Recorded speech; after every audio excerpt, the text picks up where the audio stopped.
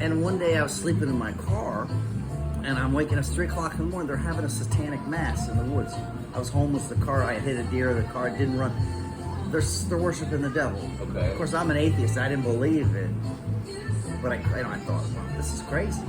So the next morning, I go in there and I take a shovel and I just bang all. I mean, they have all these little altars and idols. Boy, they tried to kill me. So they just knew everyone I was buying drugs from, and they just started poisoning. Okay. I mean, one time I did a shot, and I just broke out in a rash that was just bleeding. Yeah. But I mean, I woke up one time, you had these, they just brand you. I don't know what they do, but they love seeing people just tortured. They love seeing people in pain. They love killing people. That's crazy. And one day, I walked into this little church, and I just cried out to the Lord. I said, this is it. I mean, I was homeless. I was desperate. I was starving. You have an addiction. Yeah, I mean, it was I couldn't, there's nothing I could do. Well, right. I mean, I had this, God just pulled out whatever it was, all these demons inside me. I could see it and I could feel it just come out of my arms. I mean, it just pulled out of my arms. And then I'm like, I just go to the cross, I fall down. And now I know there's God. Right. He exists. So then I repent. And it took me probably 4 or 6 months after that. And I ran from the little town I was in to a Salvation Army shelter. Okay. They followed me down there. Wow, really? Oh, yeah. Okay. And so I got into this Red Roof Inn. And I found a little computer.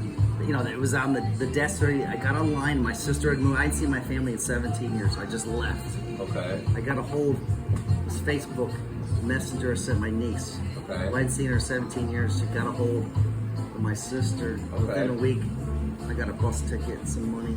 Nice. I got down to Virginia Beach. I was 110 pounds. I had a knapsack on me. Okay. So this is a man who I used to drive a Ferrari. I used to have, my clothes. I had money. I had nothing but God. Nothing. Oh, right. Everything but God. Right.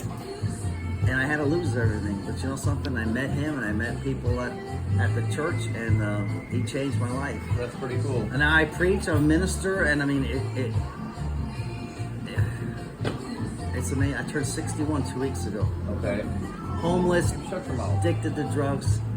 Okay. Got to save my teeth, my health. Cool. I mean, you come out of addiction, some people just don't, he healed me. Right. It took a while. So how long were you addicted? I started taking pain pills when I was about 20. Okay. On and off. I started smoking when I was about 10 or 12. Okay. And it just, it was 2016.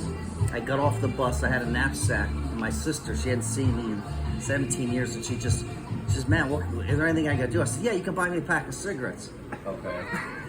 And so she goes, okay, I got a deal for you. I'll buy you 1 pack of cigarettes. I'll never buy you any again. You can't come in my house. You can't drink or smoke.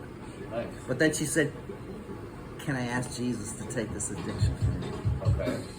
And I said, yeah. That's the first time someone prayed for me that I actually believed. And people prayed for me all my life, right? And when she prayed, this was probably, it was January 30th or 31st, 2017. Within a couple months, those cigarettes just started tasting so disgusting. I didn't buy it. I remember one guy at the church, he had me doing some handyman work, and I'm bumming cigarettes from his son. And I remember it was a Newport. Okay. And I go out there, and I'm in front yard. It's about 11 o'clock in the morning. I light this cigarette, and it tasted so disgusting. I took it down. I threw it down. Okay. And then I just look up in the tree, and about 10 feet in the air, on this big branch, there's a squirrel. Okay. And he was sleeping. Now, I don't know about you. I'm 61. I've never seen a squirrel sleeping in the tree before. Okay.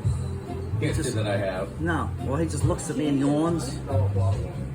And then just looks at me, and I knew that was an angel. And he finally just, fine, you got it, you dummy. I've never picked up a cigarette ever again. Fun. Okay. They smell so disgusting. Right. When I used to wake up in the morning, I used to grab a cigarette, throw some Percocet in my mouth, get the coffee on, take a shower, get the coffee, put Bailey's in my coffee, and that's how I'd start the morning. You had an Irish coffee. I had a nightmare. Yeah. That's what I had. You know what's funny is. And God delivered me from that. Right. And they smell so bad now. Right. It's just a reminder.